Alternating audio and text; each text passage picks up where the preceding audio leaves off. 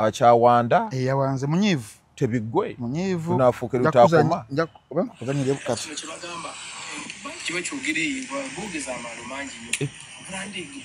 aho nali ku bebe nyamukuba oyagala abantu kati gwe mubanna mawulire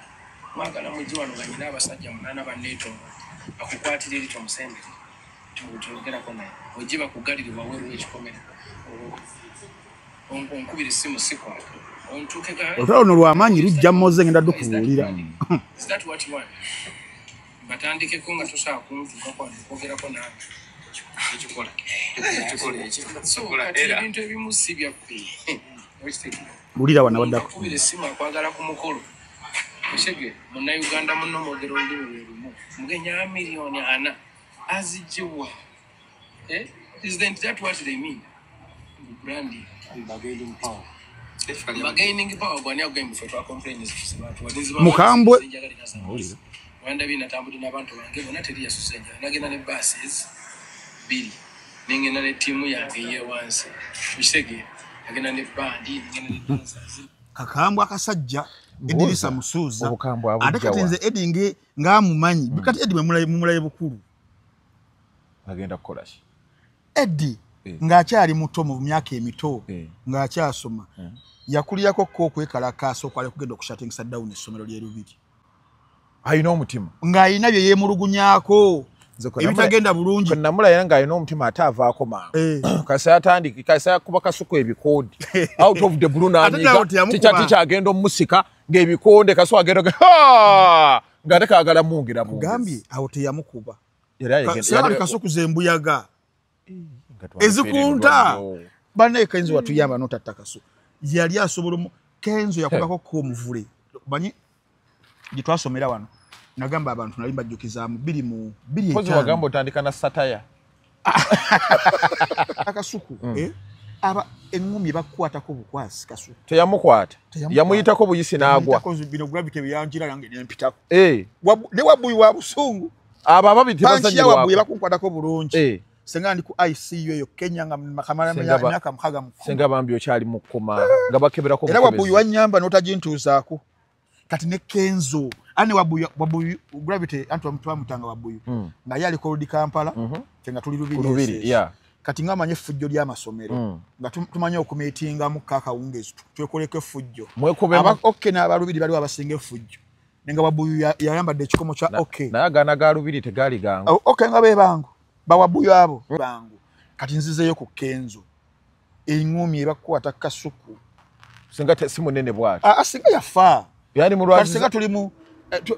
kati wayise emyaka 10 bukyanga eyali omukozi wa radio Dembe yatuva ku maaso bambi era kati Kenzo senga ali luzira yakamala emyaka 10 besenga bamusiba mayisa mayiga ali badde mayisa 25 to life yali ngomi wano teyamukubako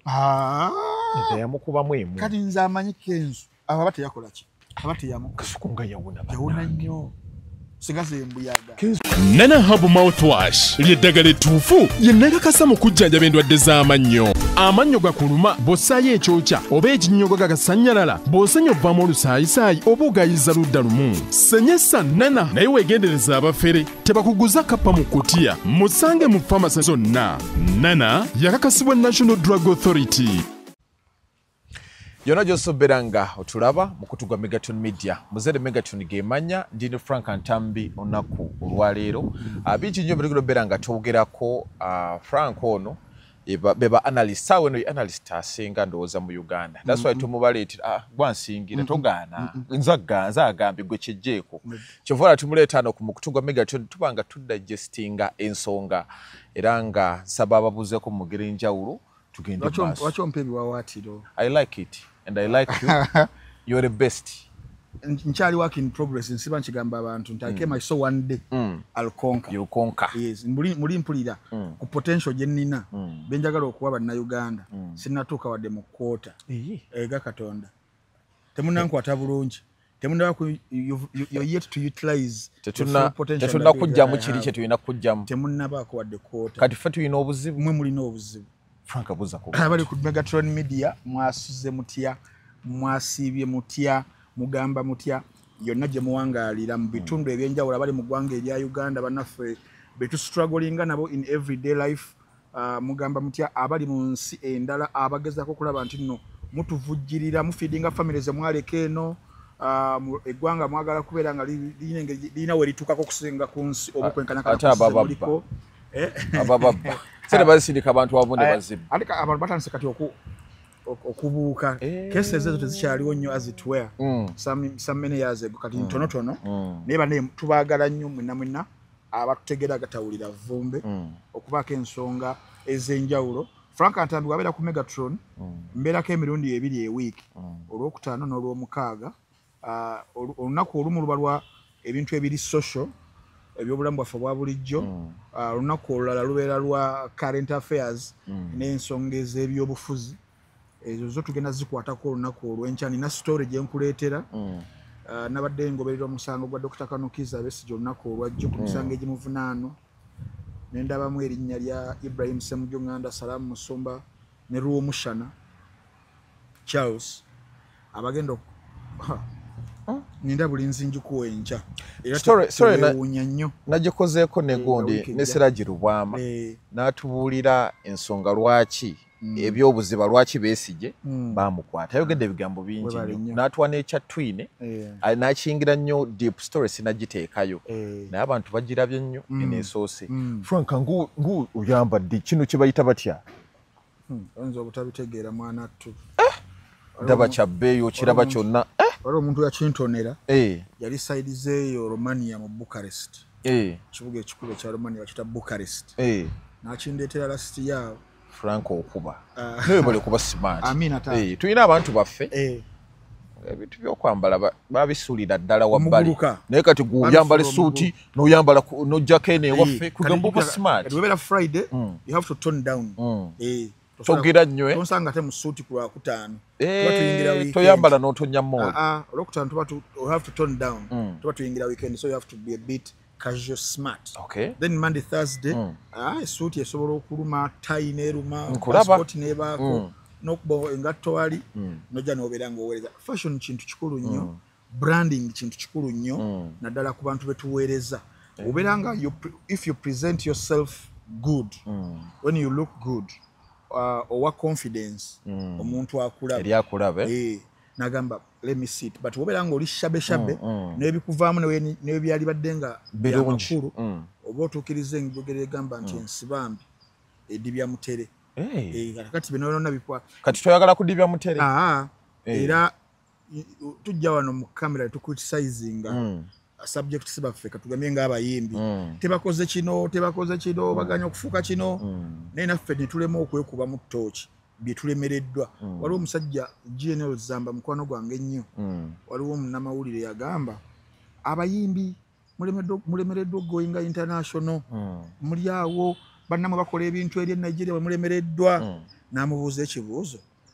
abamawulire nga namwe mulemereddwa going international oyagala kubeera karedi yako tuyagala kukolako ku BBC ngaba Alan Kasujja ngaba Shaksali okitegeera lwaki goyagala kubeera mu Uganda owulirizibwe Kampala yokka bakitukoze ku gundi break the chain yes balesani balesa omusajja oli omunene omuwanvu alinga omuvule yavudde UK omusajja Nigeria bamulese nenga teweewunya kuba bakasi babaddewo bani babaddewo teweewunya ntwali baddewo mu Uganda omugundiivu nga ya building erinnya nga Bebe Kulu yabadde nga ali Shira yabadde tasobola kikola anti ndi mukugamba Shira yali badde asobola kubanga akikola naye Shira a buildings brand ye okubeera nti nno omukulu Bebe Kulu abayagala ali mukuteekawo nteekateeka za Break the Chains album eyo ng'ayagala amawulire gasaasane gagenda Angola gagende London gagende New York gagende luddawa nga weba baleese Shira omuntu ali Chicago oba ludda basobola okurelatinga naye nti wanasobola okubeera nga mulungi w'amaanyi naye buildings brand eyo okubeera nga ngumu nnyo nti bw'aba ali awo teri abuuza nti ataani oyo oba okitegeera so naffe ab'amawulire nga tetunakucriticizinga abasajja ba Bebe Kulu balemereddwa tusooke naffe twetereze nti waba akuddiza ekibuuzo ntambi wegira oyina shield era nze ekyandeeta mu mawulire gano nina kye nasaddaaka background yange yali mu kuwandiika mawulire Nampandika articles, blogs. Nawandikanga. Lwaki abantu abawandikako mu mawulire wajja eno mu analyzing ensonga aba muzibu nnyo. For example, ndeeta nnyo example ya Siraje Lubwama, Tamale Mirundi, Bule, Senior. Bonna ndaba nti ate wamujjeno kisukkako kuba mwe mugenda ebuziba ne munyonyola ekintu omuntu n'ategeera. Onto kuwandika kuli very critical. Tukola critical writing babayigiriza organizational structures na kibe na tobira organized mu bwongo. Ojokwogera ensonga nga tomala tobuukira bubuukizi. Dukira kati mu kuwandika oba bina characters eziba limited. Bagamba nti nga characters bibiri nkaago babisatu owandikemu emboozi ng'omuntu wagisoma asobola okutegeera byonna naye nga mu characters ntono. Kakati obwongo obutasikinga ne bubeera organized nnyo. Kati obeera ng'okikuliddemu you get cultured. Kita cultured. Kati ogenda okujja eno kiba kikwanguyira. So badde gamba nti nze mu kuwandiika nawandiikanga blogs zange ku mikutu egy'enjawulo because I was a freelance writer. Toyina gambako nti okolera wano wokka w'oyagala wenjagala era nga bakuweza imali era nfuna emirimu ne blogs endala eziri mu nsi ezimu si na Uganda yokka naye nga okebera kye tuyita algorithm eno back end n'omanya baani abasomye era babadde bava mu nsi ki kati nagendanga okusoma okulaba back end yange nga abansoma Uganda batono kubali ebweru w'eggwanga Germany, France webityo okitegeera kakati nze awo at least nze question eyo wejja lwaki sigoye bagamba naliko kaawo I might be known mu bantu abamu eyo abasomako ku mirimu gyange abalina culture y'okusoma so ekyandeeta wano okuba nti no culture yaffe ey'okusoma yakendeera tawali abasoma batono kuba nange saga kwewayiriza nze sisoma yes abantu tebagala kusoma saba zino singo dukira twasoma wagenda ku street nolaba daily monitor nolaba bichi kati saa zino nzo tutambula mu kyanja mu kisaasi tolina kyolabyeko oba kitegeera so nengamba kanzije nimbere nga sharing knowledge yange name kugiteeka wali nnyo ali ku Megatron bwatono utandise mugere njawulo tuline Frank Ntambi Wenbalukeza the Juggernaut tugenda beranga twogera bigambo bingi nnyo nga bwe gambye tugenda beranga tutandikirako ewa Bebe Cool naye before that back in time twafuna omugenyi wano yali eyajira mu nnyonyi ennyonyi nereeta obuzibu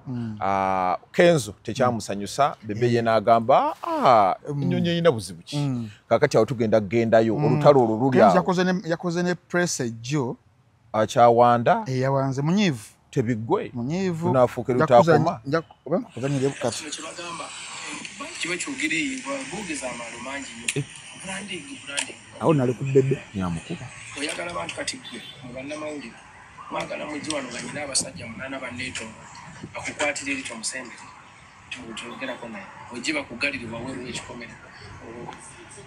onkubira essimu sikwaka olutalo lw'amaanyi lujja mmoze ngenda dukubuulira batandikeko nga tosobola kuntuukakwogerako nawe ekikola ebintu ebimu si byaffe bulira wana waddako kubira essimu akwagala ku mukolo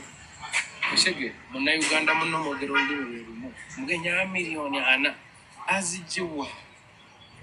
isn't that what they mean branding bargaining power gwani agamba ffe twacomplaints mukambwe wanda bina tambudi n'abantu bange bonna teri yasusenja nagenda ne buses biri ningenda ne tiimu yange yewansi ukitegeera agenda ne bandi ningenda ne dancers kakambwe akasajja Edirisa Musuuza ate kati nze Edi ng'amumanyi kati Edi mumulaye bukulu agenda kukola ki Edi ng'akyali muto mu myaka emito ng'akyasoma yakulirako ko okwekalakaasa okwali kugenda okushatingisa down essomero lye Lubiri ayina omutima ng'ayina bye yeemulugunyaako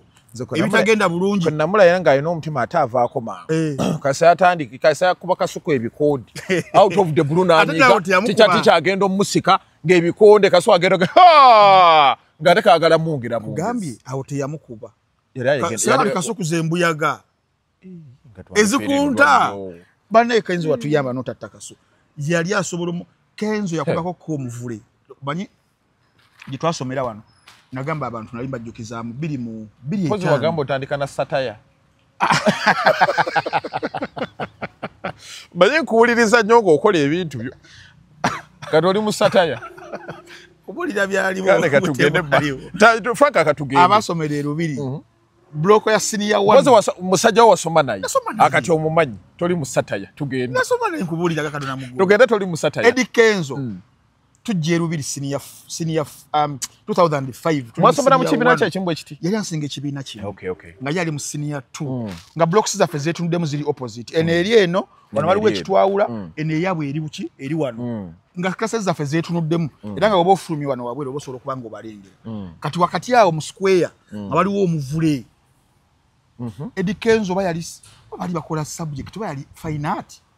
Kwa twakolanga subjects nyingi nnyo food and nutrition fine art woodwork technical drawing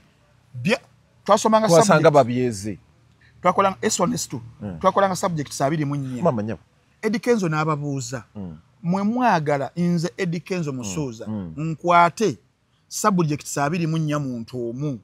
naye nga ate subjects 24 abasomesa bali 24 lwaki tabadde nayo mwazi tusomesa ne tulaba obwongo bwe n'atandika eyali badde rebellion yamanyika ndoboze Edmasafu yaliko bali bamuyitaani lule yali amuleese yaloza ku bukambwe n'amugamba kikome magala nze mbiteeke mu mutwe subject abiri mumeka yenga Kenzo ngayogeranga ani ebiseera ebyo ngayogeranga revolutionary sagala aberewo enkyukakyuka mu curriculum ya Uganda Edilisa Musuuzi nga yali teyemalikirwa era kati Ediwe mulabe saawa zino nga alina bya ebitamuyisa bulungi si mawulire mujjukira nti ayagala revolution ayagala enkyukakyuka ey'omuggundu era we yagambaawo tugenda okulaba batandise okuzikendezako twazikolanga ezitagasa empitirivu biwuduwaaka yali Eddie Kenzo 2.5 genda obuze kuba n'abeeru biri asoborayo okuva 2.5 paka kwambuka yaleetera bino bisabujekti bino okubijja gyo nezikendera lusoza 18 au kwabiri munya abasuzako mukaaga kwolwo balaba ku bukambe bwa Eddie Kenzo yagenda wabweru nakuba omuvule ekikopa omuvule ogumanyi nga muto myaka 14 nakuba ne gujjamu akantu bwe kati ne bayita PTA parents teachers meeting ne bagiyita tugenda okulaba tamu yali ezzeeko nga zikendeddeko yali Eddie kati omugamba muno kati kye kyali kikubye omuvule busungu ng'abugjeewo Eddie Kenzo alina obuso era Eddie waba anyeeze nze nawe mulabira kati saawa zino ennaku zinateako galubindi oyinza obutalaba nenamulabanga ne luswayiri nerya kkono litemereza emirundi 16 ku sekendi zaalinganga 4 palawa nga kasambula babwenti ngamba Eddie mumuveeko twalimutanga Musuuza nga muzibu Musuuza nga akasuka nga punch ene ya left duka yali left amanyi ge gali nnyo wano mu left gali mu left alina babayita abantu ab'olukonokono ab'enkonokono ne kuno okugulu okwa left yazanyanga omupiira gwe bali mutade ku basale yakubanga short nga ina short power nga temanyi ya yono haruko yali off support nga so kudyo mpira mu center ne gunywa left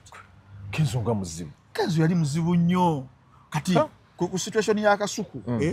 aba engumi bakwatako bukwasi Kasuku teyamukwata yamuyitako buyisi n'agwa bino gravity byanjira yange nempitako ne wabuyi wa busungu aba babiti bazanyi wako wabuyi bakunkwatako bulungi senga ndi ku ICU eyo Kenya nga makamara ya myaka mkaga mukoma senga bambi okyali mukoma nga bakeberako era wabuyi wanyamba notagintuzaako kati ne Kenzo ani wabuyi gravity antu amutwa mutanga wabuyi nga yali ko Kampala tenga tuli rubiri kati nga manye fujjo lya masomero nga tumanye okumeetinga mu kaka ungezi twekoleke fujjo aba okay na abalubiri bali abasinge fujjo nenga wabuyi yayambadde ekikomo cha okay naye agana galubiri tegali gangu okay nga bebango bawabuyo abo bayi bayine fujja ate nga tubatya ani bo bali mu ekyalo asikyalo bali wakati kumpi wakati muki anti ng'abaana abasomedde abasinga bakyalo kati baana baabavu ne sibwavu naye abaana abaali anirule nnyo because lubiri abaana be yagobanga olumu nga badda wali bagenda wali kati abakola kola zi revenge kati wabuyo naye simwangu ndi mukunyumiza abayimbi abatali bangu kati nzizeyo ku Kenzo engumi ebakwata Kasuku singa simu nene bwati asinga yafa yani mulwazi singa tulimu kati wayise emyaka 10 bukyanga eyali omukozi wa radio Dembe FM yatuva ku maaso bambi era kati Kenzo singa ali luzira yakamala emyaka 10 besenga bamusiba mayisa mayiga ali badde mayisa 25 to life yali ngomi wano teyamukubako teyamukuba mwemu kati nze amanyi Kenzo abate yakola ki abate Kasuku nga yawona nnyo sigaze embuyaga Kenzo wibale Kasuku nga yawona Kenzo wibale yatuyamba kakati Kenzo namulabye wiiki yonna eno tutandikira ddala ku Mandi ng'ayogera amansula ng'ayogera Kenzo wabeera nga alina ekimuluma ennaku ziri yalinganga atirira nga bimulumira muliye nga bimuluma ne bijjula kati ali kukola kinjo kya kimizi omunyiza ku ssaawa 8 ku 8:20 awo nga press conference yabayise dda nga ali mu kyadressinga ekyo ne kivaawo ku mande n'ayogera ebyamuluma kuki coffee marathon ye yaliwo naddala Kenzo ensonga gye yali abantu bagitegeera bubi tagambangako buno Diamond Platinum sente zamwe bazali nyingi kuzize nti era kyakayanira abantu bali mu kulowooza discussion nziraba yalagala afuna emitwalo 3 nga Diamond nedda Kenzo believing nga Diamond investment gye yetaddemu probably ne constraints ne challenges za music industry ya Uganda tuyinza okubeera nga tukyalina bye tulina okukola okubeera nga tutuuka ku ebiri Tanzania ne abaddukanya Tanzania music industry ebikibi kye bakoledde abayimbi baabwe awo suwaali Kenzo issue ye yali ku jogo eri abategesi era issue ye terina Diamond Platinumz erina abategesi n'abategesi like ate Kenzo si yasoose cause twabadde gundi Frank Gashumba chewe eri wano n'akyogerako nalabye Balamu akyogerako Kenzo Kenzo tali ku Diamond bamukute bubi bagala kuba mukube out of context Kenzo ali kuba tegesi nti wetubanga tulwanira kyabayita national pride omanyi abantu Kenzo bano yabamaze zamakira abategese ani abadategese ekintu kino omwami Jutu wamulabye tomulayo mwami wa African because bitya Kofi Bigondo oyo yazze tugume wamulabye samulabye navuddeyo mangu nze tugume yeyo kuba nalesawo gundi nadde njagala kuba gundi Luseke bebe namyalo kuba nabalese wabweru awo nga nkoyo ata namyalo ata yabawadde waliwo gayo ono amubeerako true leader yabadde angira bwani nga wakijjala bikabubi mukulu tanayingira mu natenze musookemu netambula so mbadde gamba nti Kenzo bamutakinga out of context yali nnyo kukyaba no nti emwanyi ya ggwanga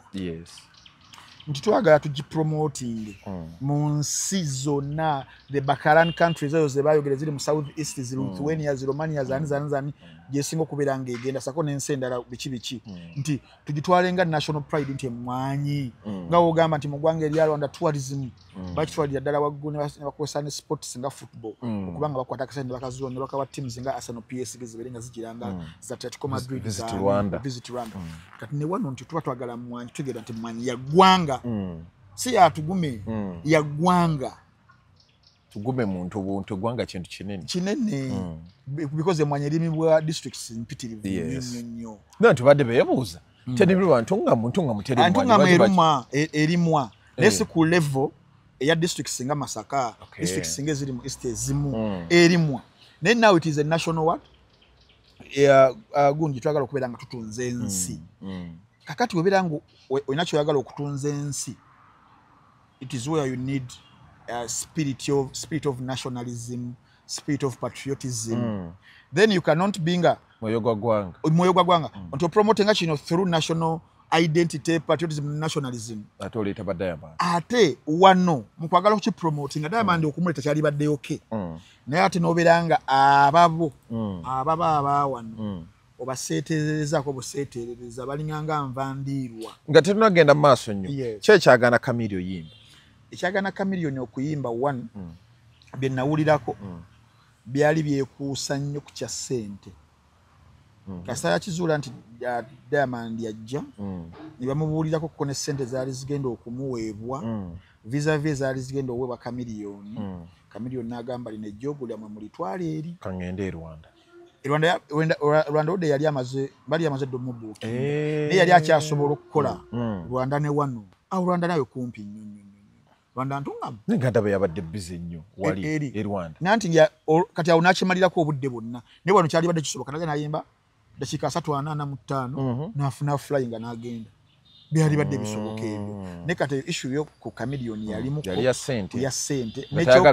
n'ekyokubirira ekya sente n'atuuka n'akkakkana n'agamba anyway kali muzimpe nyamugamba musajja gwe yali akiriza ayino yali ajja ziri aleme kuyimba anti yali ajja ziri bamutebuka yamugamba oinazi kima kuki kale senga bazimuwa jo nabadde nanko basi senga tulya kwezo kati nabagamba kale muletere yabadde agenda ziri agatayimba tebali mulabyeko kamili ntagala mujoga yabadde agala bamala mujogo naye bamutebuka obani yakubye omukulu akaba nti oyo muzimu we lwazi ate mwera kimugenda na muko number 1 nawe obogenda mukola ki now madenzile ku kya Eddie nti kyo kyali nnyo kwekyo ekyejogo nti otuba twagala okuyimusa eggwanga lyaffe n'ebyaffe tusoso wazenya abantu bawo abaffe yebwe bulumi kati bana bamutegedde bo bamutegedde batya bamutegedde nga yali mugamba nti brand yesinga ya Diamond Platinum Diamond byabadde afunye Eddie tabigwa bamulabidde mu nti ayina omutima omubi bambi ebiwe bitu bamulabidde obo kitegeye so era Bebe Cool yazze na addressinga issue eyo brand nayo ku branding bebe yabadde akuba gondi Eddie waliwo cold way ligenda maaso naye erinyo mu Satos erinyo ekyali yabongo kali kasa tuli mkawo mugezi yategera bali mu there is a chess game between Bebe Cool and Eddie Eddie Kenzo, president wa abayimbi ba Uganda as per the National Music abayimbi ba Uganda abamu abali mu federation kuba nalabye kasaha asanyuka I know Kenzo ye president wa Uganda National Musicians Federation then yate Bebe Cool obancho ogere nti akino ye muyimbi wa Uganda ali invisible ye president wa abayimbi ba Uganda ali invisible right ekisimanyi ngeri yakukyogeramu nda ku example ya Jay-Z nti mu bazungu eri mu America tebalina boss na association tebabiri na ya ne Jay-Z ya runninga game entertainment na music wa America Jay-Z kyogamba abo bonna bakanye wose tebayogera Jay-Z waba ayogedde statement waba kolodde bwati industry kachinga flu nabano bona bagundi bano bino birimbe bisinga obugagga Dr. Dre bawogera aleka Jay-Z ne send aleka tiyabazi basinga kati Jay-Z yayogera statement yemu nagamba lwaki Beyonce tawangudde album of the year tajiwangulanga nakonga ate yayina Lemonade mkaseera eyo tebagundi bagenda okulaba next year this year Grammys ezakabeerawo ne bajimuwa Beyonce Jay-Z bakozeseza mugundi woli tumanyi mukyala we anti kituufu akozesa buyinza anti obuyinza abujjawa kyegamba influencer agirina nti waba ayogedde ekintu kati Bebe Cool wano mu Uganda gwe mukono ogutalabika alien afugire eno ogukulira music industry yete yejja yafugire eno ayitagala position kyekino bani yakingamba gundi lwaboga akolawa ayina kifo ki kati no lwabogo no kale ntiye ali ku board eya presidential investors because ebita coffee bichi advisory committee alina ko kako naye byaraninga behind binene meetings president Museveni zabadde agenda mwezi ebweru eggwanga esinga abadde nga agenda naye naleka ba minister atayina kifo kyonna ekyamaanyi bamukubera ku board nagenda naye ye Bebe mu music industry strategist lobbyist bichibyo nabyo nabiri kati mu music industry ya Uganda position yo Bebe Cool ya ojiraba moves za ajoninga moves za kola obashitegeera then ateno Eddie ya ine kifo kati Eddie na ya feeling nagamba niyo musajja ono ajje mpola olengera ka cold war katandika okumeruka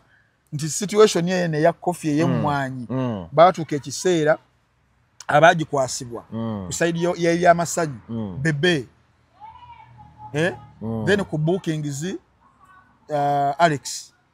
Muhanji na booking na aleta Diamond na aleta nani nene yabadde wakana namugambe kasana ya Diamond Platinum wao nenda bane Alex wali ne mmanye ya mulesi of course kuba yabadde amuleta wano yalina enkolagana ne naye era kickbacks zabaddawo era Muhanji munonyeko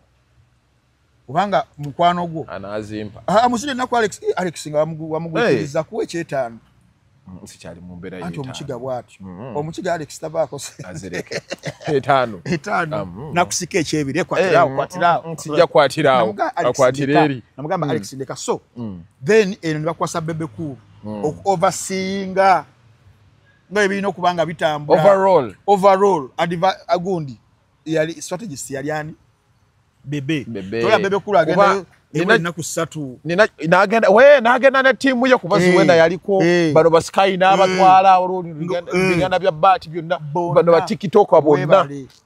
kati budget ennene nga yani bebe kulu nga yagirina kati maanyi ga ssente awo kati bebe kulu kyovola baye bino bya Diamond okujja mu majolobero nabadde nnyonnyola amajolobero opulence nti nyonyi in fact n'ennyonyi ereeta Diamond okutuuka Entebbe bagimupangisiza private jet si ya Diamond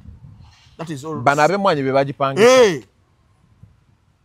n'atuuka wano yamupangisiza endala emutwalawa entuŋŋamu gundi mutuufu yombamu olumu aliwo kenzo nti kati gamba bebe kulu awo nawo talina buzibu anti yalina omugaati gweguli ayina ne budget waŋŋambye baatuuka ennaku simanya 2 nnaku 3 bebe kulu nga yatuuse dda nasoka n'asikaninga n'ayisaamu okumanya budget yaliwo musajja wo Sky yaŋŋamba buli kanaku yangulira n'emmere awo yaŋŋamba buli kanaku bafunanga emitwalo 25 bano ba TikTok bano abakwate 25 buli kanaku ale bebe kulu y'ekirungi kye eziba ssente bebe kulu aseerera nnyo muno mu ngalo I don't know wabakutegedde bebe kulu wanjawulo ku bayimbi abalala wabakutegedde bebe kulu wobanga olina kyoleta on the table akusasula ekiriwa kyekyo nti bebe kulu ye valuing omuntu webale bebe kulu ye mu saga ya Diamond talina buzibu wale badde bagamba bebe kulu akasajja kamulabisizza isimanyi waliwo video ke badde bateekayo laba wa kamera we amuyise nako akwata Diamond kino ekyaba TikTok abakute Diamond bebe kulu nga yeetambulira bibye bebe kulu nga yabadde ali mu Bagama mugende mukwata omusajja nze mwakutekutedde ennaku 3 munkwata ki kati bebe kulu yali ayambadde enkofiira 2 naye enkofiira ya perform ba artist yali silent nga ya munda nga tabifaako nnyo nga ayambadde ne ya overall omukolo gugende gufune visibility okirabweno tetugoogerako kakati Eddie ye n'alaba ejjoogo mu organizer zimwe muli ani bebe okategedde bebe kulu y'omu ku organizer wano Eddie wajja mu busungu ejjoogo lye baba bakozeeko batugume teyamanyi tugume abamanyi ngamba eno mu public consumption tebamanyi tugume kati ye gwe yabadde amumanyi agamba oli sali omusajja ye sali naye omusajja ye sali anaamusobola simanyi nze kali ndi bukubuulira side zizombi kyova olaba sali wajja n'akola ku Lwokubiri joladde kumeka Lwakuna sali agenda ku Lwokubiri ku NTV n'abyogera ku Lwokusatu lwennyini Kenzo ayita muliwa ku Lwokusatu nange kennyini mpitibwa wagenda ngenda ku NTV nakulaba naye wayogera ebiga ngenda ku NTV okuddamu ku bimu ku bya bebe ne Eddie bebayogera naye show y'amaanyi era navaawo nga abantu bagamba nti abya addressinze bulungi because I was very objective one abantu okuunderstanding obulumi obwa Eddie naddala mu show business because show business erina nayo ebintu byayo ombera nga muri mu competition tuli mu YouTube competition Megatron ne entertainment na channel waliwo ebintu ebimu nja kubeera ndabe kyokola oyina okutunula olabe ntambi ono ayinayo kaki nkoze ntya mubetinga webityo lwaki kati wetubayo omukolo ogutugatta nga bayise ba YouTubers nga batusi babiri nendaba nga te Megatron balina kyebamususiza kale okitegeera lwaki mugyoganzwa you understand so that was Eddie. Then for Bebe Cool, nembategeeza nga Bebe Cool essaawa zino wali an economic strategist using art.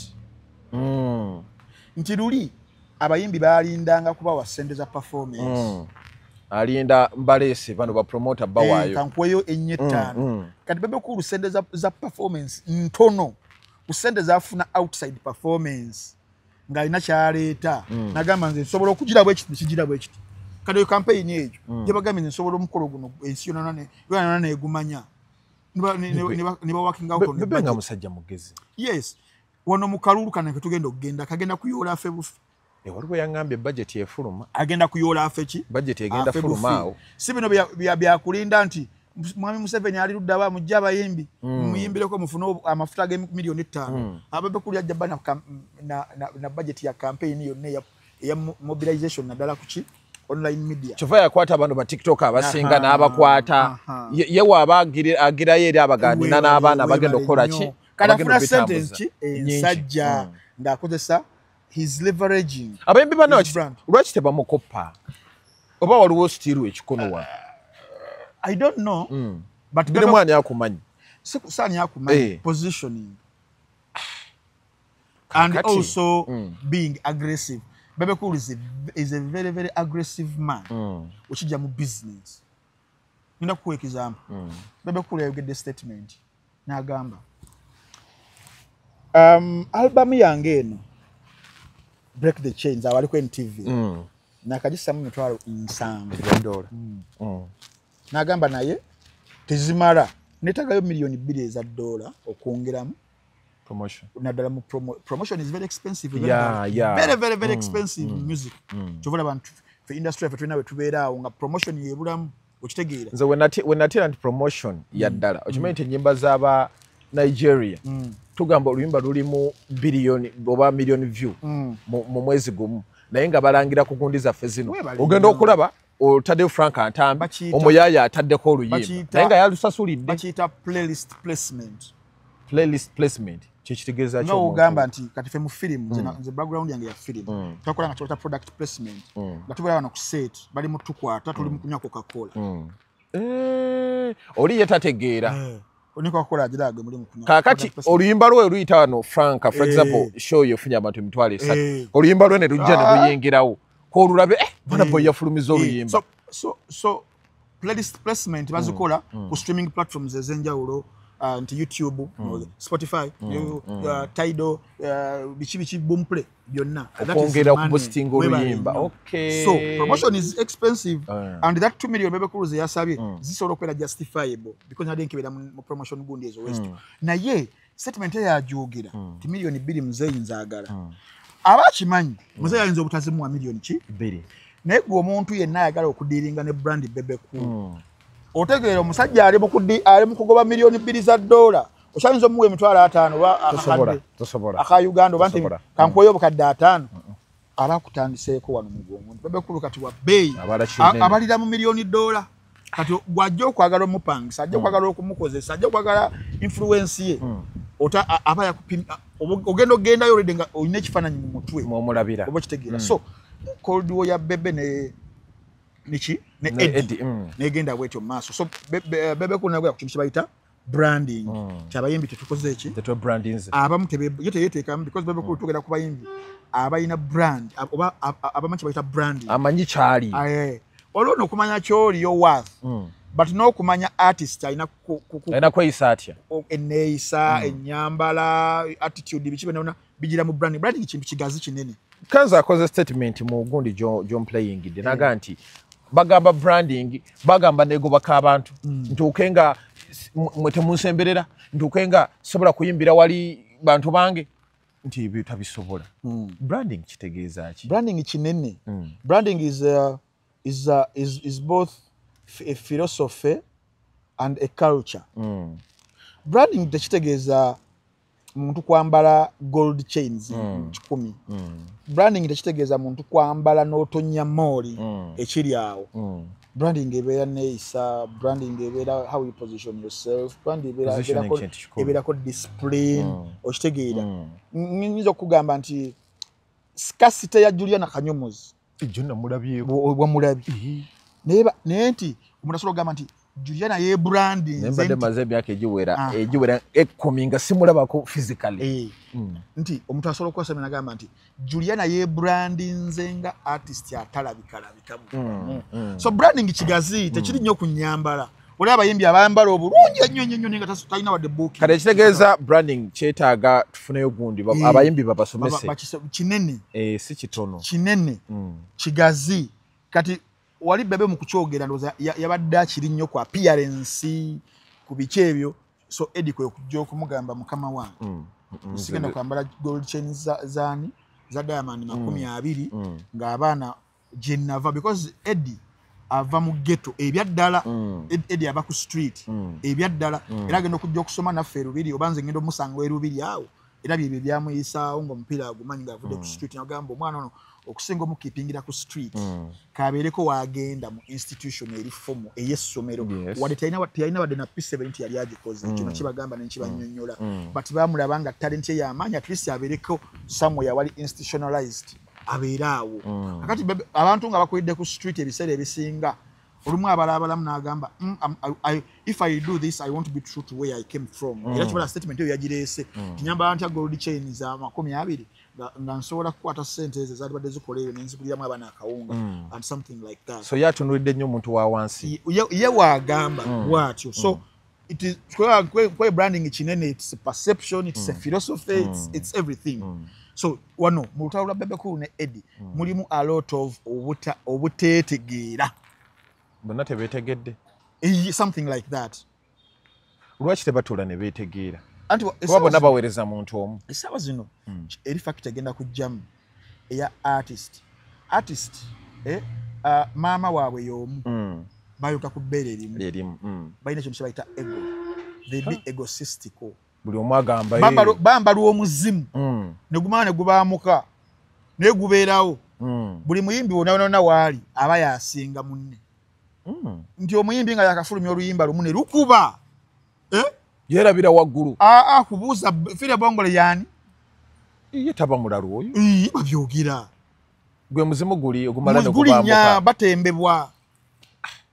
n'omugamba munnange wadde okubya oluyimba de neseri mukuyanya naye abantu baabikola daba ngamba bikyezi zaaliko kati akomewo kale ayimbe kumbe oli yafa dda be bayimbi bonna newogenda ku Kanye West newogenda ku Jay-Z newogenda ku Rick Ross newogenda ku Chris Brown newogenda ku Chris Brown yakimanyi kasta MJ yafa is the greatest in pop essaawa zino tajja kumanya ba Ashanti baabikola dda tajja kumanya ki wajja okugamba tajja kumanya ba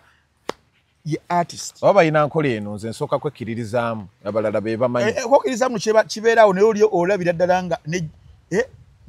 ya believing anti yasinga wakati wongamba mbu Jay-Z wagamba mbu yasinga nkitwala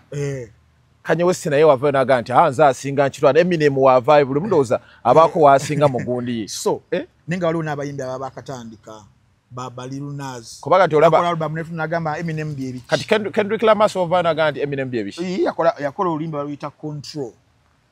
mu 2013 in fact si yakola oluyimba lwa Big Sean baluyita Control kuliko Big Sean kuliko Kendrick Lamar kuliko ne guy bata J Electronica yakola verse it is regarded as the greatest verse in hip hop history we abalumba bonna n'abagamba this is hip hop and you know what time it is this guy n'abakuba jeko bani tatidde muntu yeno omwana yasinga the king of the west and the king of the east sawa yemu kiri kyoyogedde kituufu nti abayimbi balina omuzimu ogubambala kugamba mbu nze asinga but waliwo kale olumu nga art kati ngolo oluyimba it was just art okitegeera niwabeerawo n'olinga ddala kibirivinga nga n'abala agenda bajoga fe mu hip hop buli muyimbi alina because the self expression wekkiririzaamu nti gwasinga as per lyrics ezo but in normal senses nga ba LL kujje baabikola oba okitegeera kati for Kendrick kyo kyali kya art luyimba have a question to ask you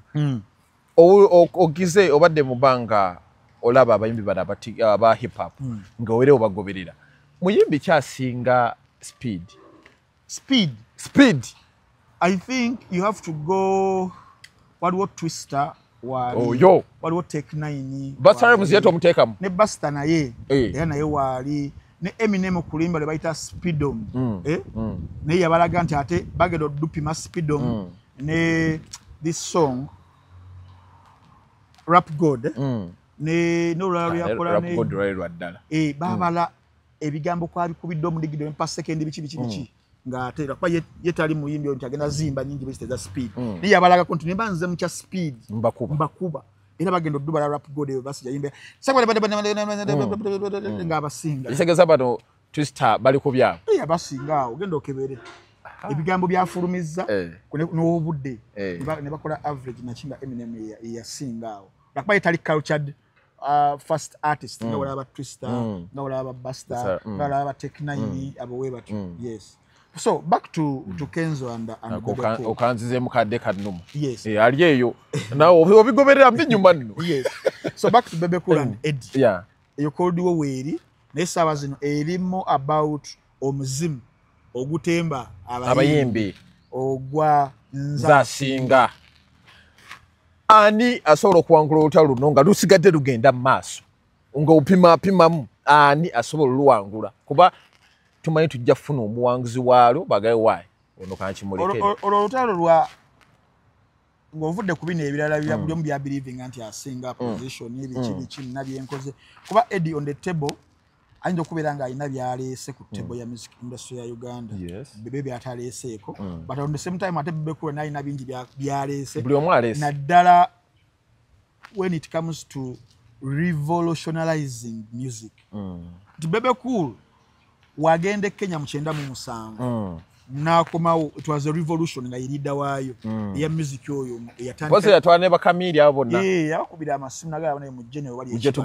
wali ekibala okitegeera so omuntu nga revolutionaries nzaawo najja nakwata ekintu myaka 25 agenda mu 3 nga ate ali on top waberawo n'okubeerawo ng'omazemu obudde ngalagaddi naye Bebe Cool wangi kibadde kyetagisa ndi mukuwa example y'okwanguyira nti waliwo abayimbi ababadde mu ndongo myaka 4 nenga toyinza bala mu myaka gye kuttenge 5 nti abadde on top nga ya shaking ekintu myaka 5 nga mugamba oyo Megatron mwaka ku mwaka consistency but Bebe Cool and Chameleone bo babadde myaka 2 mwejo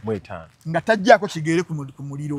ne baba talina luyimba era abawo n'akatambula nga waba ayasimu so that is Bebe Cool for you you can't take anything away from him but also for Eddie we tuogera ku omwana eyajja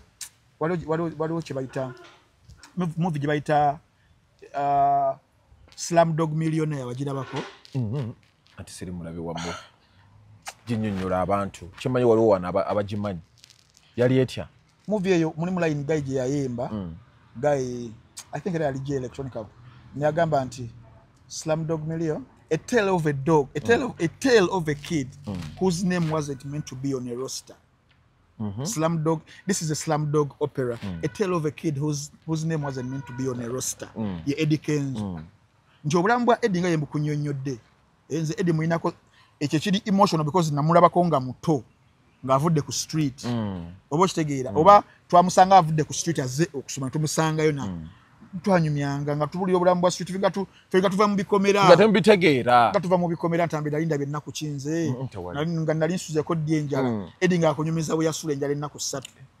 Nga gotomanyi na njala we bagisula. Obuleyo kigati nga kizzi. Fridge ejju. Nga Eddie fenga atunyumiza obulamu bwa street. Netugamba oba Eddie otunyumiza fiction. Nagamba mmwe temunakulaba nsi. Now omwana oyo okubeera ng'essaawa zino 2025 oba obala music industry owa Uganda owa East Africa BET gye tulina because at the end of the day mu basketball ne obanga omupiira oguma ne webeera ng'ensero ogimanyi naye nga tulina kye bayita ring kwe kuwangula championship kali yayo tebasobola kugisoosowaza kusinga balina rings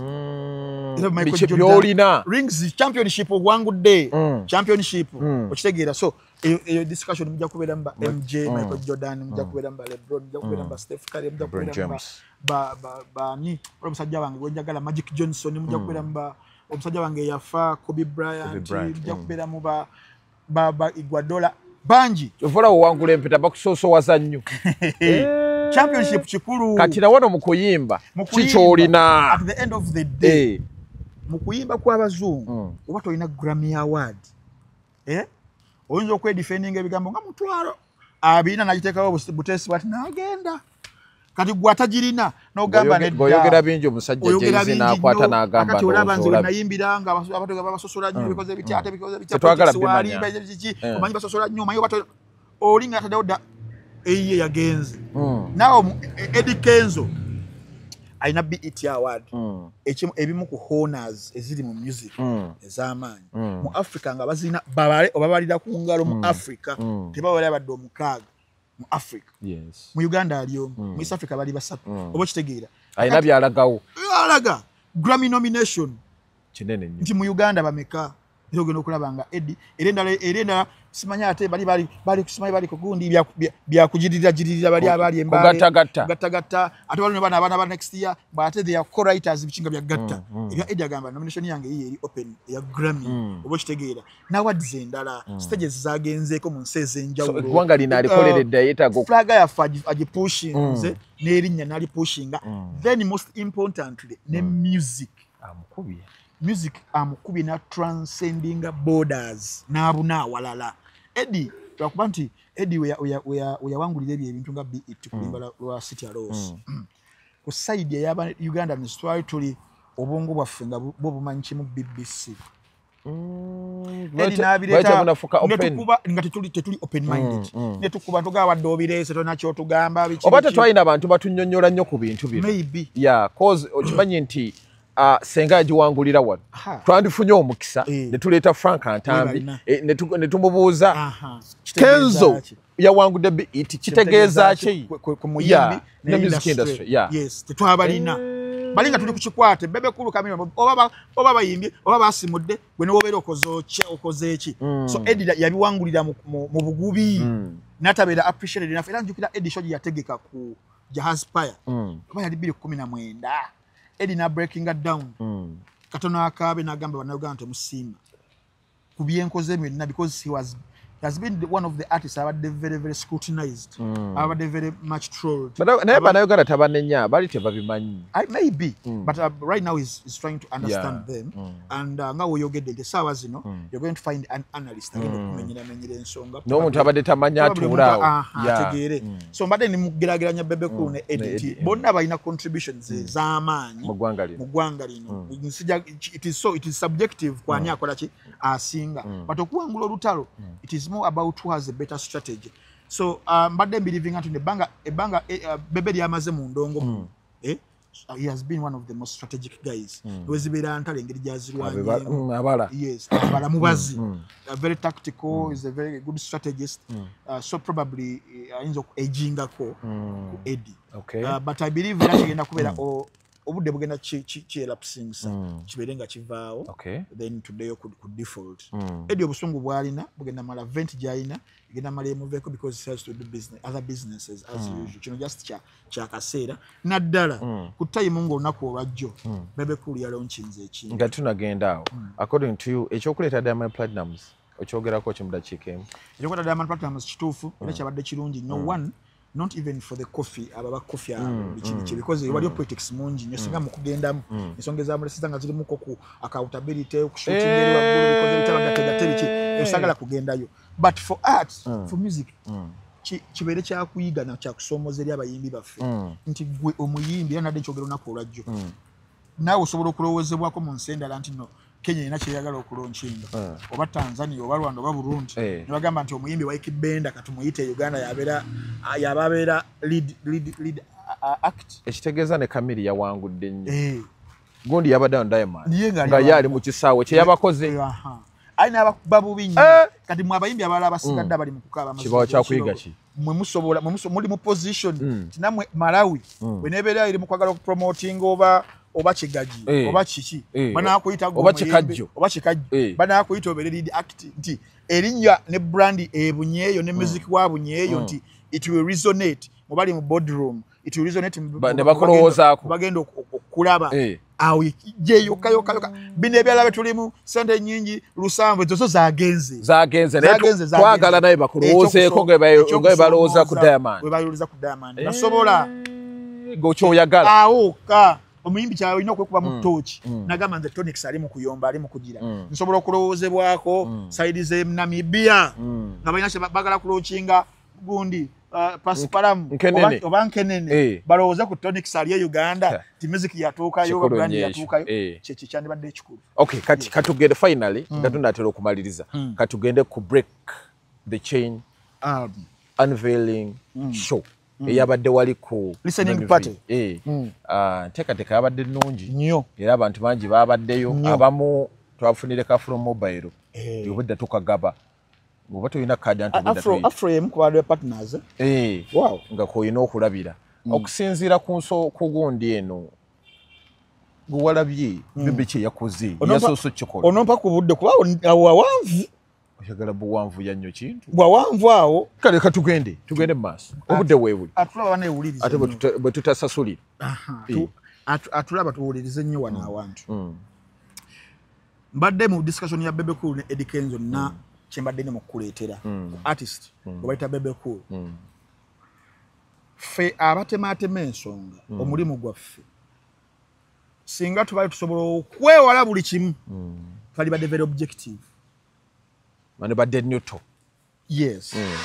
tulina okwewala all other biases eziyinza okucrowdinga judgments zaffe because subject gyoli mu kwogerako ena kyebelievingira kyotabelievingiramu I believe era nkikkiriza gwe nga moze olina belief yo ku nsonga eziri social olina belief yo ku nsonga eziri religious olina belief yo ku nsonga eziri culture olina social olina belief yo ku nsonga eziri political na economic kati mu social owagira Liverpool owagira Man U we are rivals eyo naye omupiira yogubeerawo tusobola okwejeregana giragira naye wegugwa twegwa mu ngalo kabire bazanyi ba mupiira bewanyisa n'amasaati oba kitegeera kubya religious zeri musajja mu Catholic nabaganda bange abayisiraamu tuzo bate tukwatagana mu belief ya religion naye nga ebyo tebisobola kubeeranga because tetukkiriziganyaawo kigenda tufuula balabe era nakyawa era mumala ne mwegatta era nze nkyawanya abantu abakyaba nabo because of a certain belief oli nakyawa munne jjukira ffe twakulira nga singo beera mu Catholic n'oleta omwala w'obuyisiraamu tatawanyiza n'okudisowninga ode the other way round nze nina musajja wange ogundi omukyala yazaala muwala omwana taata n'agamba ozadde omwana muteeke komawe waka ja kufunira omusiraamu that kind of primitive I don't know sagala na kuyingira abantu abo but nze kinnuma kale so ne wano politics ono omulaba bakati yayonooneka nti abantu this 40-year rule when tugenda mu nti abantu man etunyize nnyo sometimes netubeera very very intolerant ku bantu abamu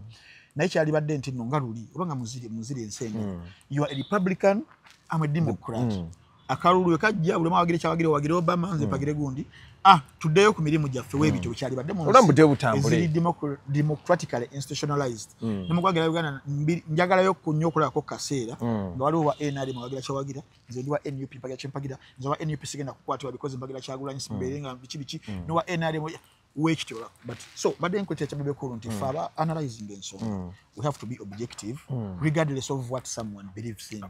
now Bebe Cool yesterday showing the one of the most, if not number one most organized artist in Uganda. Abayimbi ekisinga okuba kuba ennyo being organized.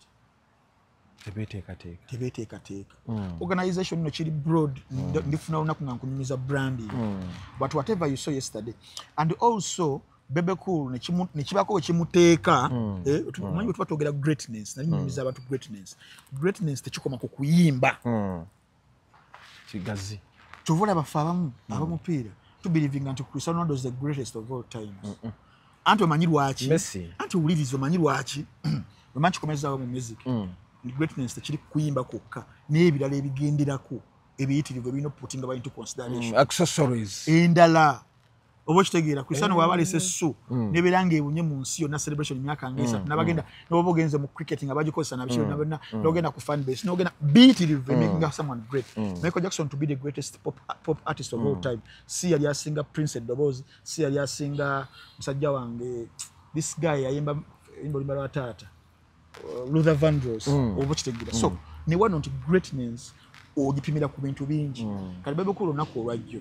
yakoze listening album party naye lengera abantu beyayise ababaddewo abagambye katugende tubeerewo kulwa Bebe Cool kikulaga omuntu alina influence mu industry Juliana wali okomadde okumulaba ndowooza kasayabala otegeka show ye wano ku Serena maze banga abadde ali mu nju kita indo not literally indo but abadde ali mu backseat gatalabika oyo n'abeerawo yomu tugera ku bagreats ba game yomu kwabo omuyina on board azze agatta generation enkadde n'empya wali awo olese alien skin wali nti street abamu ne babadde batya nti bamulabye abamu ne bava ne ku mukolo kati representation ya street yayisiza bulungi bambi they have a representative alien skin wali omiko babadde se mu ndongo wali nake esatungana yagikutte amavumba vumba olina Swangs Avenue on board bonna babadde bonna Benoni nalabe Chaze nalabe Azawi nalabe Nwaji ndoza era jetana kubanga akoma ate yabaddewo abone babiranga ono gundi ono musajja wange Joshua Baraka Joshua kati Joshua sawa zino nti omulina alina ku album yo mwana wange ali bwati alina ku album yo is a collaborator album yo ate ngo oyo mwana sawa zino mu gwange lya Uganda Joshua obancho ogere might be the leader of what would have been our new revolutionary movement of music. Yes. Lekale omwana oyo mwewunyo babene ebintu ya copyinga atya nabyo. Whatever he did is now the captain ya ine ekiwero. Era beba mukiririza nnyo chobola abantu ku album bana Uganda yakakago yabadde ki omukisa oguyemba ndoba muleeteko se ayina mbasinga nalabye bubi yeyo nalabye ko ya Joshua Baraka ne ya Yami Alade kakati Joshua yoyo nti captain wa new music era katono nnyo nyabo Owerex aze mugambe njale nnuma ne mujenga muri ndatukedde ku machawa watukezeza tuina meeting wakatoga yangu wenjale muluma boss wangu Mtu Baraka bategamba Joshua nti ye leader owadde new music era wa Uganda muto sound ye amado jizuula egenda okubeeranga ejja music wano okubeeranga emutwala ku vehicle abeerenga abuna munsi atambudde bali betwegomba omulaba ne bafeevu simane baali simate muzi simane baani babekulu album eyo tolaba nti has been organized and a very strategic guy mubani ba collaborating nabo nti mu Uganda oba collaborating nze nabo bonna lekati eno album yagale breaking the chains era erinnya lyabadde to breaking the chains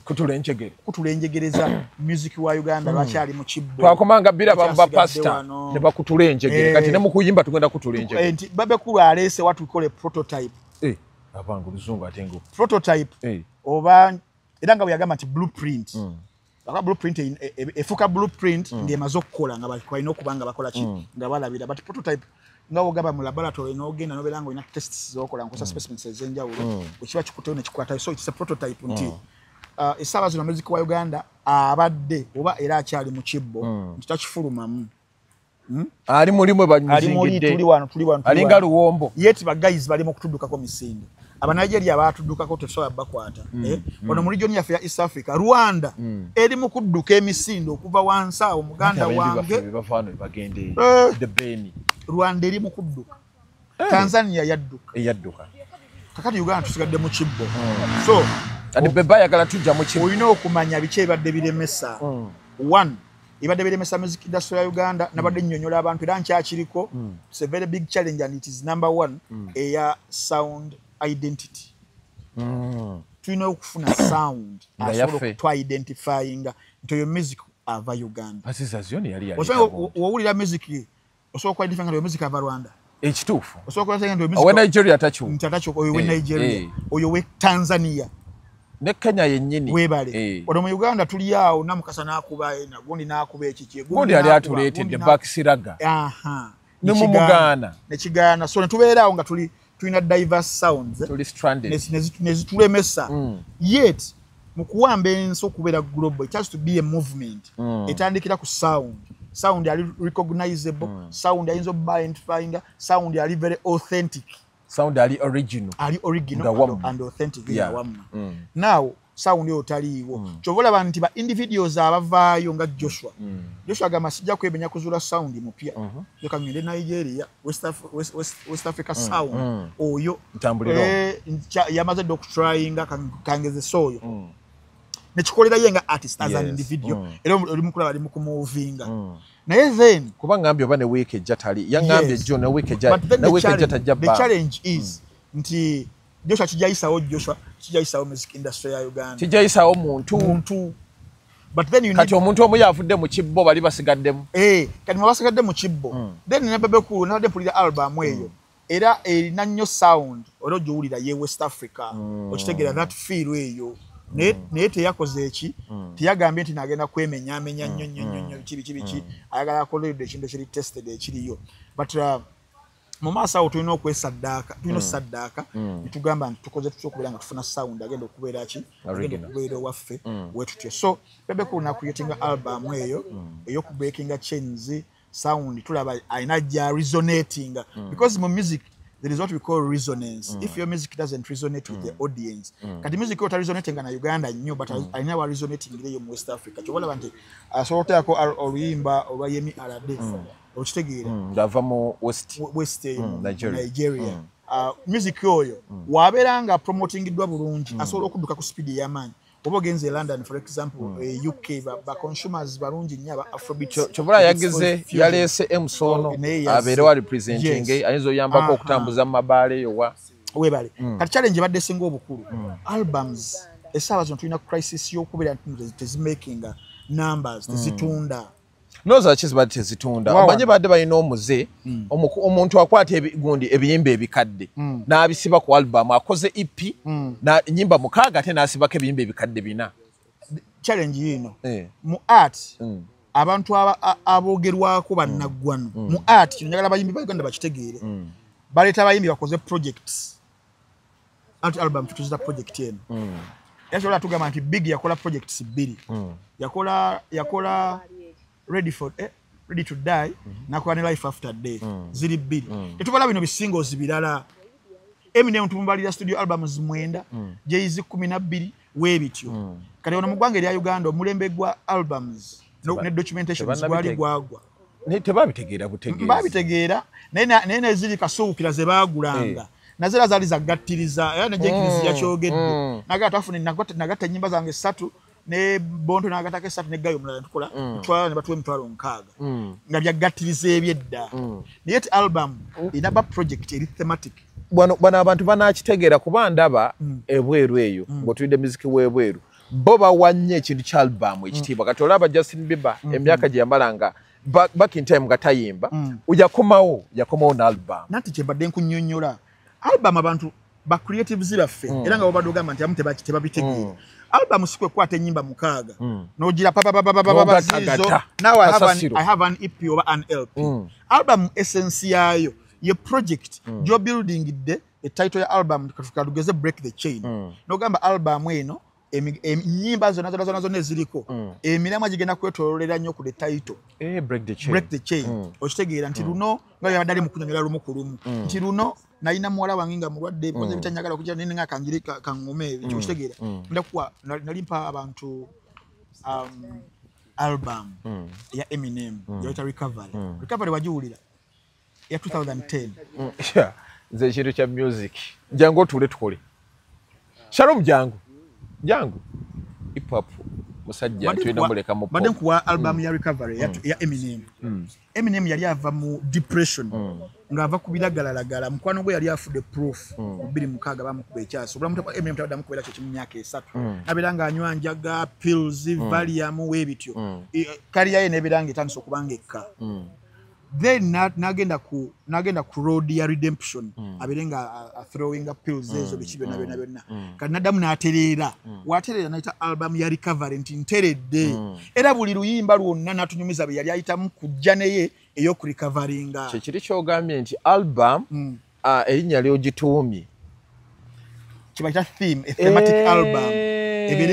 eberanga tomalaga nti lubanga lugero kale nti one song number 1 song leads to 2 leads to 3 leads to 4 sibya Uganda kugatagata zena ku album hiyo nyimba 16 zizo theme chi yes now the challenge is nti wakati mu kwagala okukola album nga 100% eri artist then also netunda the challenge GNL zama bamugamba nti mu myaka 10 talinachi hit song naye alina albums 2 ezitakolesa inako hit songs nawe ffe mu hip hop ofuna album uba yagala kuwuliriza in fact ife nyimba esinga tunyumira mu hip hop zina okubeera nga radio tezafuka na hits za amaanyi lwaki nga si hit tetegeeza luyimba artistry yachi ya luyimba ngenda ku example there is a song called Go Kutegobba is it a hit it's a hit but then jakufuna oyo luyimba nga olaba azawizeta songs oziraba oziwulira zinzo kubira nga zenkanya magnitude ya hit nga Go Kutegobba for example but then what do you want as a listener as a consumer kati album zi challenge je zirina toyinza okukola album nikugana okufokako n'oluyimbo lwa hit ntirukubi nekutavade n'olumu yes, but as a consumer tewala kati tugenda mu streams wano oli streaming album naga najiwuliriza yonna nagimalirizayo neberange nacho communicating nze nachi naye so zamba nakola spear album nengeri ku pan africanism okitegeera ne sound yalese ya punk afro punk fusion with hip hop kati abantu yote bakitegera because twali ko luyimba luki ne ku Bebe Cool eno album tuyinza obutafunako mega hit egenda kuba radio eyinza obutavaako ge mazima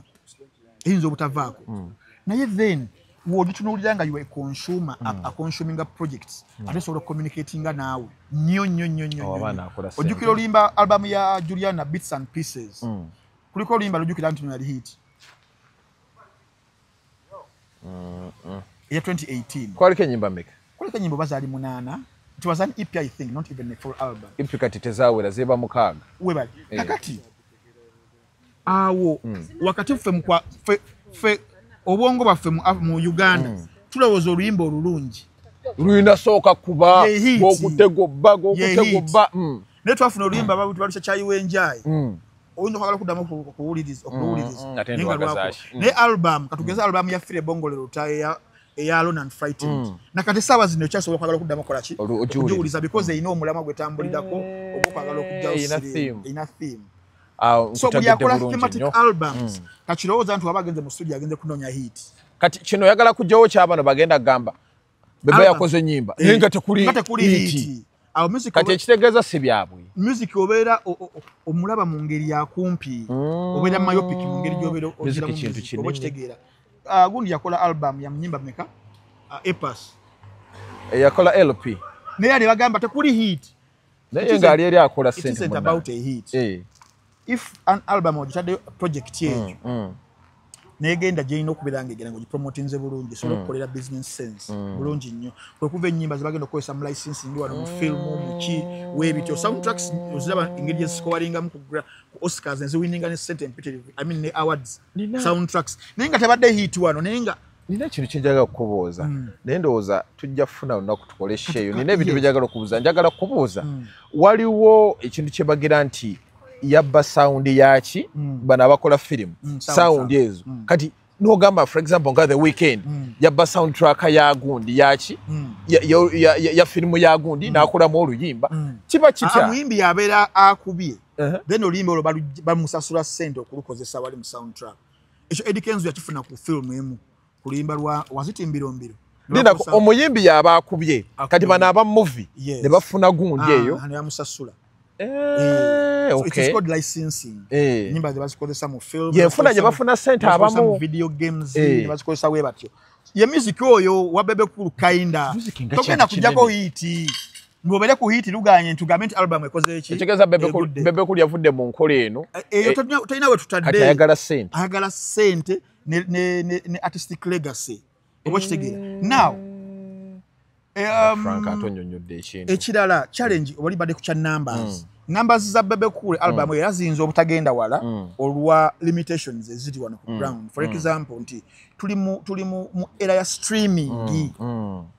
Music wowe mufunye nofuna distributor oyinza okufunanga CD Baby. CD Baby basanga bakozesa distributor. A distributing enyimba zo nagenda zigenda ku platforms zizonna eziri online. Nakutera ku Audiomack, nakutera ku Boomplay wano mu Africa zetusiba okukozesa wano Audiomack ne Boomplay. Then iTunes, Spotify ne Apple. Oba ne Tidal ya Jay-Z nakuzikuterayo ekyakola bulungi. Yes, kati Spotify ne Apple zo zikuwa reach eri global. Then Audiomack ne kuwa ya Uganda. Then Boomplay ne kuwa ya region yaki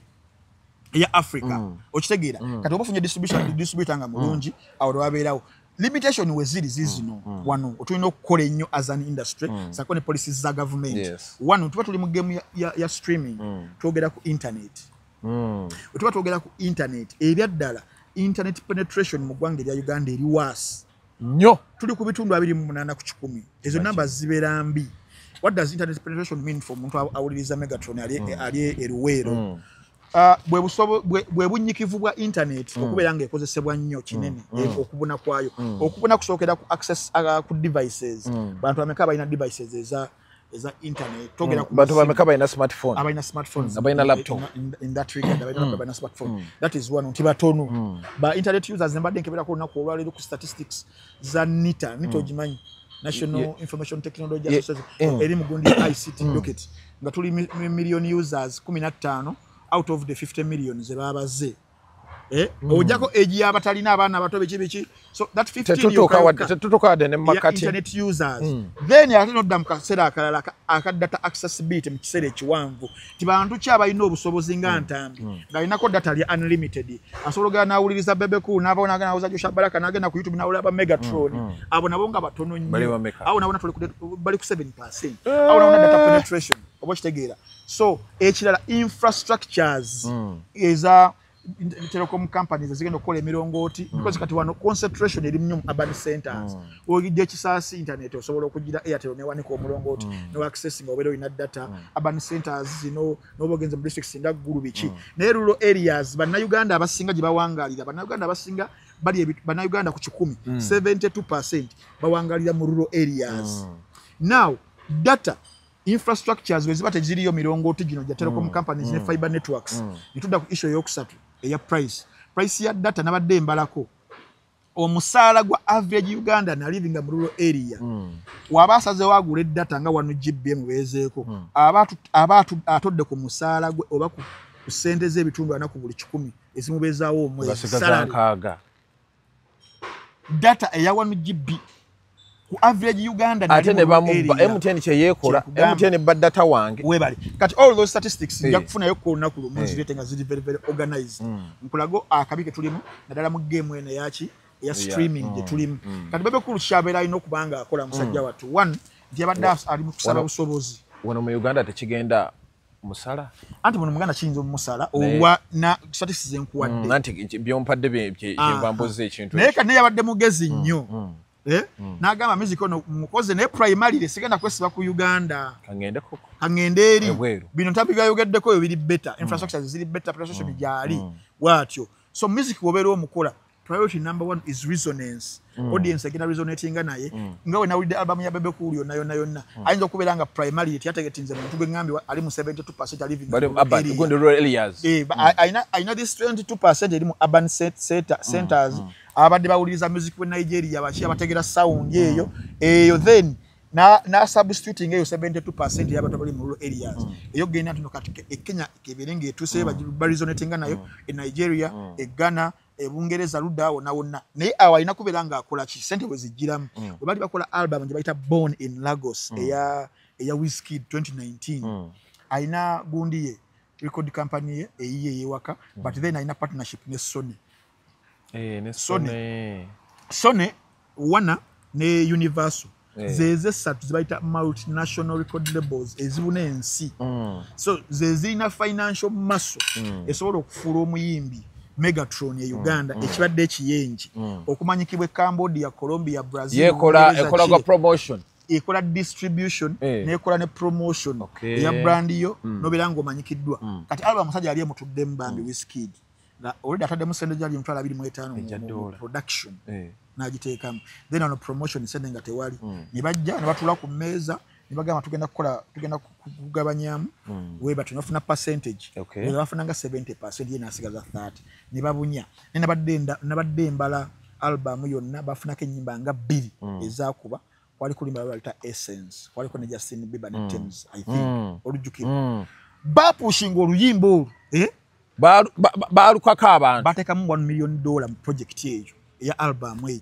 nenga ku kwezo hoja de mtwalo nga 22 yagenda kuluyimba lumu okola kinagambe kire kya playlist placement sente zavayo zivira yo dala because kati zine nyimba 2 zitambuza ate zinendala ono wawuliza zine 2 nagawai kanda kampuni ne kuruno kumbe ngaka abatamanyi Wizkid kala sajja bo bali strategic nagamba katu album eno fenga Sony boli affiliate nabo tugenda kuwayo tugenda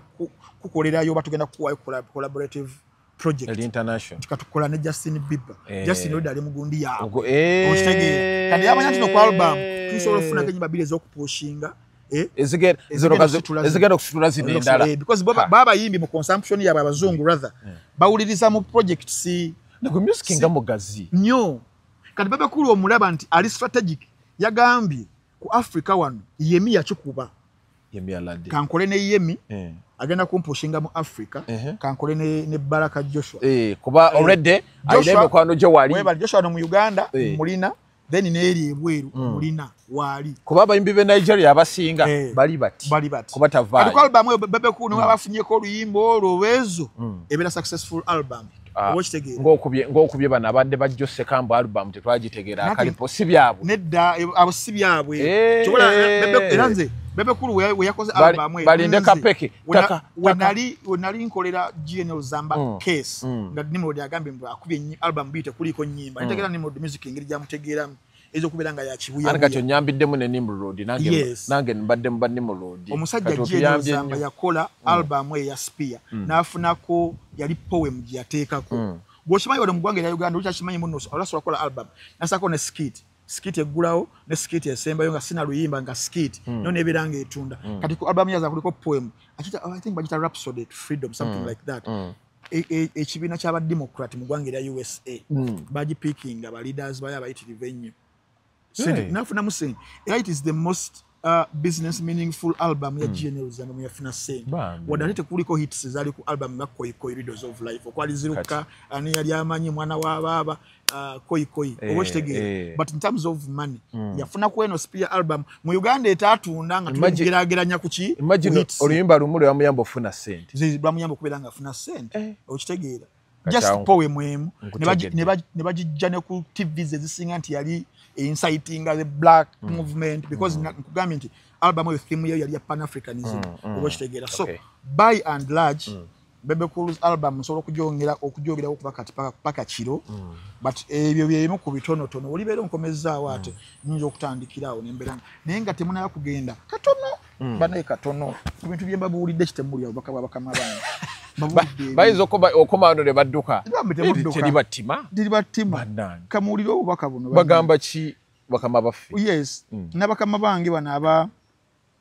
Ismail sakuwa gundi yao tuampa logo ngenda jikuwa ekyongerako H&K Pro Cleaning Solutions ena kuwa logo banono nga bakafulumu kuberanga bayoyotera ddala ebintu ebibeera ewaka kutandikira ddala mu lujja kugenda mu ddiiro kisenge kulongoosa bobo ezira waddugala buli waddugala tebagala bukyaafu busimanyi nina abaana bangi balira wano ne bayiwako emmere ezo kapeti nga bazooza nga bakuuta amategula bagakuuta entebe sofa sets ne baziddaabiriza bulungi bakuba ebikko entebe zibaddemu ebiku byonna nga bazze kulema ne bagamba pasipala mono wakulimalimamu tukisobolera ddala mulinamu olaba batabalina trenches ewaka emirala nkonge biki balongoosa babayita ba H&K Pro Cleaning Solutions bafuna ku namba z'essimu 0752 840 308 ne 0706 85 25 abono nga tubavuddeko chap nabanaffe abanana Herbal Mouthwash nana yakugambira ddala tuno banange ntambi abana abalumizibwa amannyo nana olira side uvamo omusayi ngoli mukusenya amannyo akamakawunya bubi tokyalya bintu binyogogo obwebyocha kyasobola kubeera ng'osika mistonti album listening part ya Bebe Cool yajjiti okugenda because bagenda kubeerawo barbecue mberenga mulya gwe namukasootidde nana so nana musange mu pharmacies supermarkets ne drug shops mu Uganda abali bali Uganda nana musange mu outlets ezireeta ebintu okuvaako Uganda kubanga ekirungi kya nana yakakasibwa bannaffe aba National Drug Authority aberenga abeererawo ddala bulungi nabannaffe baba bataba Manot Haven eya BNB ayagala okubeera ng'owummulako ng'abaka bakutami ogenda n'obeerako mu eya BNB osobola okubeerayo obwomu osobola ne mukwano gwo osobola okubeerayo n'omwagalwawo buli kimu ekiri ewuwo eri gyekiri oba n'ebitali wuwo eri gyebiri smart screen ennene wifi waali firiji weeri kuuka weeri microwave weeri kyuma ekyoza engoye obanga ali ewaka obanga ali waka kumpi n'okusingawo ate ku sente entono nnyo ebisenge biri master n'ekyabagenyi kirimu ebitanda bibiri kiri kimu kuba ku namba zino ez'essimu 070 55 8 33 bagiyise Manot Haven Air BNB esangibwa side zaawo enaalya n'abaganda bange abala bayita ba Ventures Bar Ventures Lounge and Bar esangibwa side zaawo Najera omusajja akoleriza tukoledde bbaala yazze kulema rooftop eri waggulu jukira wabeera waggulu eri wasemba akawe waako akamaze okubanga kayoyotebwa bulungi sikumala kutukira ku simuka kubabuna muba bwe mutyawatonde mubanga mwenyiganyiga buli kaseera stop eringa kaluka kufuako munya kalongo ofenyo services nungi nnyo buli nakubabya ne nights ezenjawulo empitirivu ennyo ebyana ebitibo obutibiwe ebiti kadi nganza agenda okulisa ku maaso ebisheshesheshe binyenye otunuliye nokugunga nogaba nange kikino nobera spoiled for choice ani gogenda kukiringa naye obo ensingo ebekulumodde nonodde nobwabu security guruguru ample parking space banange njogere kindogere ki ku ventures no lunaku olwencha baba kibaita Sky Saturday si Sky Soldier nebagita ventures Sky Saturday abo lunaku olwalero balina ventures Friday ne ba DJs beba alternating abenjawulo gendayo embeera eberenga nawe ekutambulira bulungi of course nabanange abalala aba muno watch bo bakugamba nti ku mitwalo 3 egya Uganda solo kubera ngola movie ezenjawulo onaku olwajo na movie nabadde ndaba babadde bagita Rust I think VJ uliyo yankoedde ka movie okade kalungi nnyo nyakebyafa yawo nene ba VJs abala kwe bali abayitire venyo VJ Junior ye buli sabo yatu atuwabuwi mifu yonna gye weetaagere ku muno watch okola otya okusubscribinga mitwalo 3 gyosoko oba najo ku simu okitegeera oba gasasuza mobile money for example Airtel wa MTN nikola endala zonna mwabakozesa cards ezenjawulo visa cards ani ezokola tuzina zonna noko so just mitwalo 3 tegichuka nga giri standard embeera dobeera mi inflation ne yambuka basigala ku mitwalo 3 egya Uganda kisoba weetaaga kuba na simu mukusookera ddala downloading application ya muno watch aina iOS oba iPhone genda ku Google Play ku App Store ojeyo application akosa Android genda ku Google Play Store ojo application onye kicho ino banacho email address yo kajo wetaga ngo ugenda wali ngo giteka buli kimwe ina bachikubuliza omala kidongo genda kuchidako email address no giteka noteka mu password nti kali password yange eri Arsenal will never win Champions League yo password yange badde myaka 27 no wona okufuna fresh ya good bana good film yabadde kugundi ya ogenda mu town nogula film wakala film nti simayo 13 hours olokola kuliko maliachi olokola kuliko senga nantu ogula birala oli mu ddiiro bakuteera mugundi sibanya wacha obera wewonyeza mivuza abako kati ku masimu kyekyo nene ku smart TVs ogenda bali mu app we muzifunira noteka mu no watch app ejja kujja byejuziza wano ku simu email address ne password byejuzamu wali nama bakozesa desktop soba laptops ogenda mu browser yo katugeze Google Chrome noteka mu www.munowatch.com noberanga you can access ku mitwalo 3 wa videos bonna bananga tabaguza kapa mukutia tubabalimba ba videos bonna bali ku muno watch wale bantu katabana balala bafera batuyingira kapa mukutia bala ku Telegram waliyo link yino petusasula omutwalo gumu batawanya ate bagenda kubabba babya abana wiki yewedde wali musango nagenza ka ku CPS nabaga abana muno watch buje mutuyambe bano mbamanyi tetubamanyi omukutuguli gumu gokka baguyita muno watch kula films enjogerere ezaba videos aba Uganda. Okay, tubaze kuba na timbadde mutambula naffe ku mukutu gwa Megaton Media. Muzere Megaton wembaddewo ne mwanange Frank Ntambi tusakane nako olwencha muse bulungi mwiraba. Oh my!